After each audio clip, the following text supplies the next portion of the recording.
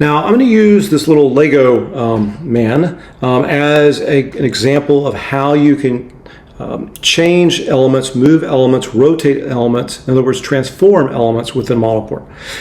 Unlike in Archicad where someone's gone in and programmed an object that has specific types of parameters that allow you to transform elements within there, when you bring in objects from third-party sources and manufacturers from other types of software, it's not going to give those kinds of parameters.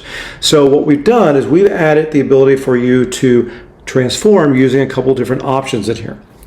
So we're going to take one of the legs of this Lego guy, and we're going to select it, and we're going to change the Z position, and we're going to move it forward, and then we're going to go down to rotation, and we're going to rotate that leg.